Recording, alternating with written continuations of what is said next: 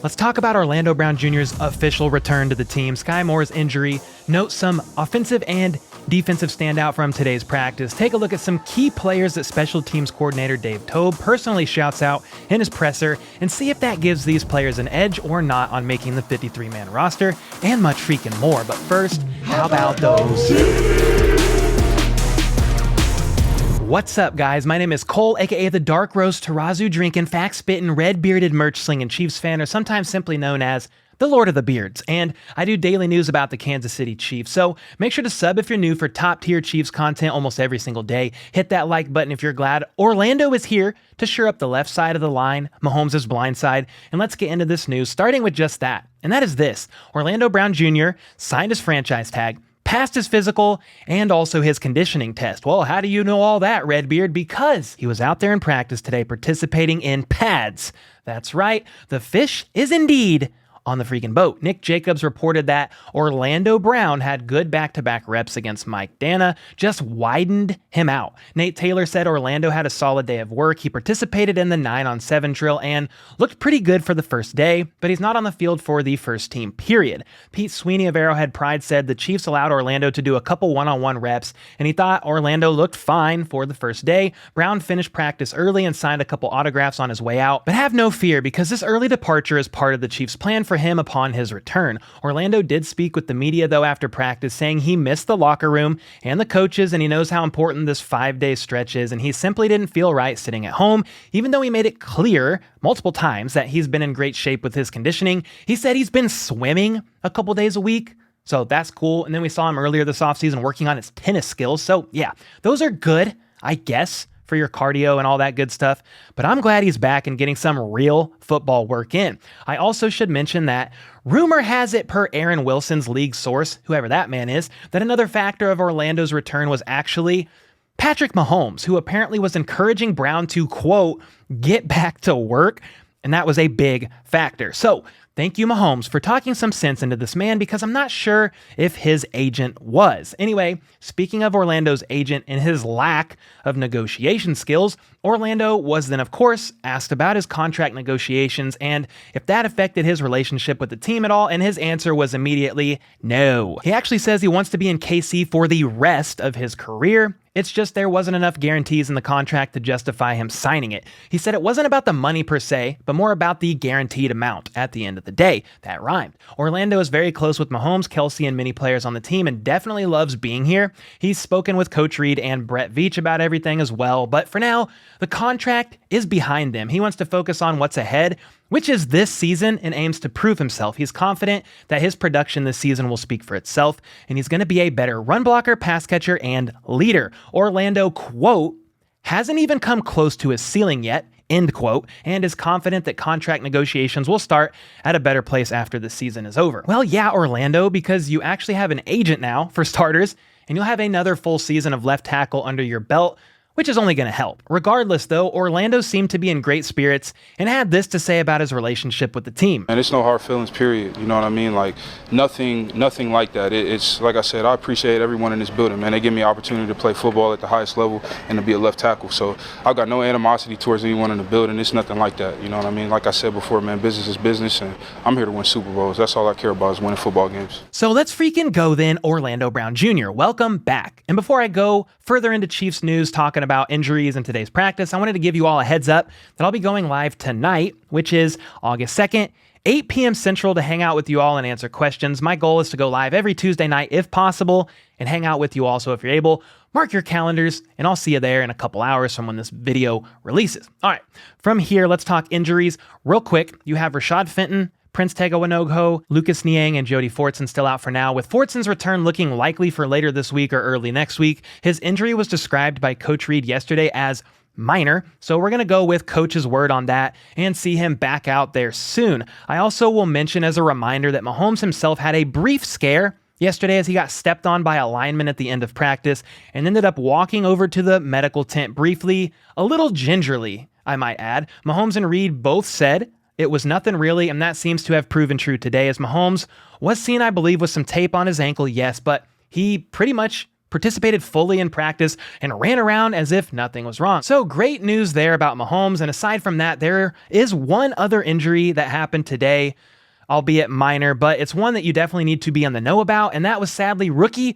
wide receiver Skyy Moore. You can see here in this clip that Skyy got banged up on this very 1v1 play. I'm not 100% sure what happened because I'm sitting in my basement watching this, and I'm also not a doctor, but he definitely did something to what appeared initially to be his right leg, but was later confirmed by the team to be his hip that was bothering him. And I pray it's just a hip pointer or something minor, because I've had surgery on both hips, believe it or not, and it's never fun to work through hip injuries. I'll just say that. Charles Goldman of Chiefs Wire said, "This is not ideal, but the fact that Skyy walked up the hill and wasn't carted off is probably a good sign, being that the contact from Nazeeh Johnson wasn't all that necessary, will probably be a discussion point in the meeting room." So yeah, some unnecessary contact there on this 1v1, which is worth talking about, but a good sign. Skyy was able to walk up the hill and without the need for a cart, and that seems to indicate things should be fine, which Skyy Moore basically confirmed himself today on Instagram, replying to a comment and saying, "I'm okay,"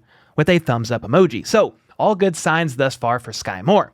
And from here, let's look at some highlights from today's practice and talk about some standout players, starting with the defense, where Juan Thornhill could be seen out here with a great pass breakup that was intended for Corey Coleman. The linebackers were making some moves today as well. For example, Willie Gay could be seen here with this very nice T. Farrell on Isaiah Pacheco, and then rookie Leo Chanel hit running back Ronald Jones with a sinus clearing hit behind the line of scrimmage during 11-on-11. Chanel said he's a violent player and seems to be living up to that exact expectation already since the pads have come on. This clip you're watching isn't the hit, by the way, but it is a clip on Chanel getting quickly to Jones, which is where he really does excel and where I'm excited to see Leo shine this upcoming season. Nate Taylor of The Athletic noted that in one-on-ones, somebody is going to got, and well, Tershawn Wharton just got Trey Smith, who fell to the ground. Certainly some nice moves by Wharton, which is a good sign for the D-line. And let's stay focused on the D-line for a moment, because Nick Jacobs had this to say about Frank Clark today. Frank Clark is showcasing his new acceleration around Wiley on back-to-back snaps, getting around the corner quicker this year. Well, good. If Frank Clark is here for a great season, that only means great things for the defense as a whole. Trust me on that. And then here's some more D-line highlights featuring this clip of Chris Jones being an absolute monster in 9-on-7s, ragdolling people out of his way to get to the running back. Yikes. Matt McMullen listed Jones as a standout player in the last couple of practices, saying, "It's tough to evaluate the guys in the trenches before the pads are on, but now, 2 days into a padded portion of this year's camp, Jones has been unsurprisingly brilliant. The veteran defensive lineman recorded multiple pressures during team drills, and while pass rushers aren't allowed to touch the quarterbacks, it's likely both pressures would have been sacks in a game. Jones also stuffed a rushing attempt during team drills in between those pressures." These are the days in which you want to see the lineman shine, and Jones didn't disappoint. So let's go Chris freaking Jones. All right, let's switch gears for a bit to the offense now before moving on to special teams, starting with this fun clip from Patrick Mahomes simply showing off his accuracy with these fun little throws. And I'm a bit confused here, guys, because I thought Tua Tagovailoa was the world's most accurate QB, but I don't know about that anymore because Mahomes does stuff like this without even trying. So away with you and your little podcast, Tyreek Hill, and away with you and your little drama, you cheating little Dolphins and your owner who is a piece of garbage. Anyway, moving on with some more offensive clips featuring a nice run from Ronald Jones. Rojo has seemingly struggled so far during camp, or at the very least has been pretty quiet. So this is a great standout play for him, a much needed one in my opinion. And here's a couple clips of Mecole Hardman featuring this clip here where he absolutely torches Jalen Watson off the line. I mean, homie Jalen actually stepped across Mecole's body with both hands, 100% falling for Hardman's little move. Pretty wild. And speaking of wild, Mecole is back with another one here in Wild Cat with Mahomes out wide, and Mecole guns this one up the middle after a fairly convincing RPO fake and takes it all the way to the house. So this was pretty exciting to watch because Mecole Hardman is one fast man. And something funny about this clip to me is Mahomes out there waving his arms like, throw it to me, dude, I'm open. Like, bro, we're not throwing it to you. Nobody actually better be throwing Mahomes the freaking ball. The last thing we need is him getting lit up and injured on something dumb like that. But hey, it's just practice. Mahomes was having fun, so it's all love, of course. But Don't do that in a game ever, or I will probably lose my mind. And then Mahomes is back under center, this time in this clip featuring a very nice pass to Kelce. A familiar sight with Mahomes rolling out to the right, extending the play a bit to only find Kelce, hello, for a nice gain. Yes, sir. Kelce is then back with another one here in the red zone with a pick play of sorts by MVS, leading to an easy TD. MVS was amped and you gotta love it. And speaking of MVS, he was also spotted after practice giving some tips to wide receiver Gary Jennings, who made a pretty nice catch himself during practice, which you can see clearly right here because it's playing over the top. And then here's a nice contested snag by wide receiver Corey Coleman, who is definitely someone to watch because he's also consistently been in rotation with special teams on kick/punt returns as well. And I wonder at this point in time, honestly, if Coleman could find himself on the practice squad, even over someone like Josh Gordon, who seems to continue struggling here during training camp. Don't believe me? Well, check this out from PJ Green, who had this to say about Gordon today. Josh Gordon had a good separation in a one-on-one, but dropped the open pass. That's been common for him throughout camp. Pete Sweeney also noted that Gordon was actually seen working with the threes today, and looks like someone who may end up getting phased out, missing the 53-man roster. Now, I always said, and have been saying for a little while now, that if Gordon continued to stand out like he was during OTAs, the mini camp, and all that he could find himself being a lock at wide receiver 5 or 6, or at the very least, will find himself on the practice squad in spite of his lack of special teams play. But if he continues to trend in the direction that he is currently, he may very well not even find himself on the roster, yes, but not the practice squad either. And I get it. Some of you don't like hearing that. I had somebody, well, multiple people say in yesterday's video that I'm a Josh Gordon hater, and one guy even said that Josh Gordon is better than Marquez Valdes-Scantling, and to that I simply replied, you are on drugs, because you have to literally be high to think that Josh Gordon is a more talented receiver right now in the year of 2022 than Marquez Valdes-Scantling. That makes zero freaking sense. And to be clear, I am a Josh Gordon fan. I'd love to see him make the roster, as I always love a good comeback story, and we know this man has been through a lot. But what I would love even more than that is having the absolute best players on the team regardless of one's individual story. And if it's not Gordon, then I gladly welcome the next man up. And speaking of the next man or men up, it's more than likely going to be guys who contribute on special teams because, like it or not, Dave Toab has say around here and could really use the help due to all the turnover he's faced this past offseason. So my question to you all is this. Listen up. What if a receiver gets a shout out from Uncle Dave and is also showing more promise than Josh Gordon thus far on offense? Wouldn't you venture to say that this man has a strong chance of making the roster? Because I certainly do. And before you throw a little Josh Gordon biased hissy fit, just listen to this freaking clip from Dave Toab himself. But, we lost like 6 guys. So on special teams, I lost like 6 4-phase players. So we got to replace them with guys. Watson is a guy that might be able to take Kemp's spot in a lot of things. And he's doing well on offense, which is important. So there you have it. Justin Watson is nearly confirmed right now as a roster lock by Dave Toab himself. Marcus Kemp last season played the second most special team snaps on the entire roster, with over 73% of his snaps being on special teams. So Dave not only said Watson could very well take Kemp's spot, but that Justin Watson is also showing good signs on offense as well, which is something that Dave Toab himself looks for, and something I talked more about in yesterday's video. If you haven't seen it yet, feel free to check that out.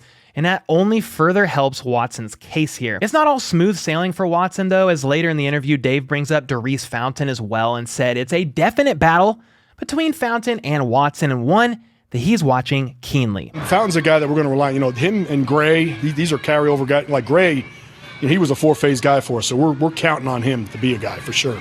And he's doing outstanding. Gray. And then Fountain, I should have mentioned him as well as Watson. There's a battle. There's a battle over there, and it's going to come down to special teams. There's a battle over there, and it's going to come down to special teams. All right, well then I submit to you all a proposal. What if Watson and Fountain both make the roster as wide receiver 5 and 6? It's not completely out of the realm of possibilities, to say the least. Gonna have to keep a watch on that. And then I guess I should mention that Toab basically confirmed that tight end Noah Gray is a lock as well, which you just heard in that clip with your own little ears. So regardless of how many tight ends the Chiefs end up keeping, 3 or 4, I predict Noah Gray will end up being one of them. From here, Dave Toab then gives a nod to another player we need to discuss immediately, because this doesn't seem to be much of a battle. This almost seems like a certified lock, and that is regarding running back Isaiah Pacheco. Ding, ding, ding. I've been saying that because per Uncle Dave himself, Pacheco is going to be a kick returner, and he's the kick returner number 1 at the moment, which is huge for the rookie. I think it caught me by surprise, which is how honest he was about these starting kick returners. Remember, Byron Pringle went to the Chicago Bears, so we're wondering, okay, who's going to be the kick returner for this Chiefs team?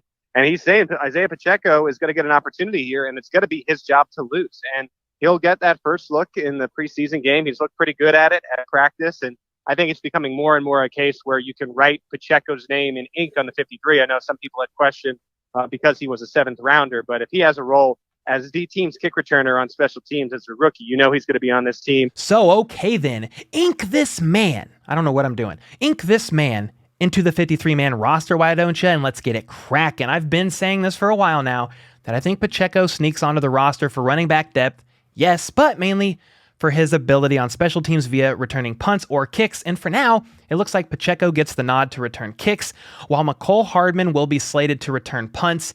But it's not so simple regarding Mecole Hardman. Yeah, Hardman right now, obviously, and then we're going to try to work McDuffie in and Skyy. We need to get somebody else doing it because, I mean, if McColl's getting a lot of reps as much as Tyreek did, we've got to cut him back a little bit, and we really need to establish a couple more guys. So Mecole is favored right now to return punts, but if he starts seeing a ton of reps on offense, which could very well happen, it looks like Dave will be favoring Trent McDuffie and Skyy Moore at the moment in McColl's stead. Toab then mentioned some other players such as Deion Bush, who will in theory be replacing Armani Watts, and Watts had the 3rd most special team snaps last season, by the way. And then Dave said Brian Cook will get reps in as well. Linebacker Elijah Lee is someone he plans on leaning heavily upon as well, saying Elijah Lee is doing outstanding.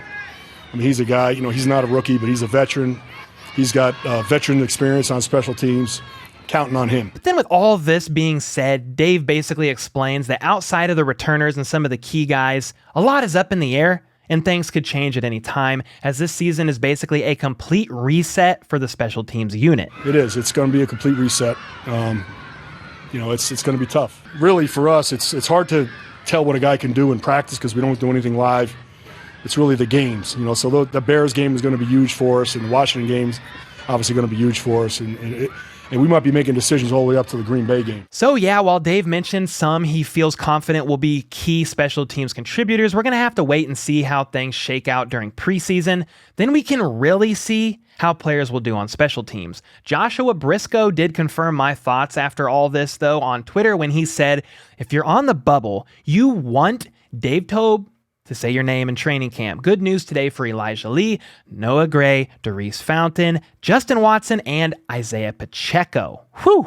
So with all that being said, what do you guys think about all this? Does this indeed help Watson and Fountain's case for wide receiver 5 and 6? Do you like the idea of Isaiah Pacheco returning kicks? Are you glad Orlando's back at it with the squad? Let me know your thoughts on all this, today's practice, in the comments down below, and let's bicker about it down there per usual. Make sure to like this video if you haven't already for the algorithm push. Leave a bearded comment or a super thanks to potentially be featured in an upcoming vid. I'll see y'all tonight at 8 p.m. Central for the weekly live stream. And until next time, let's go. Let's freaking go. How about those?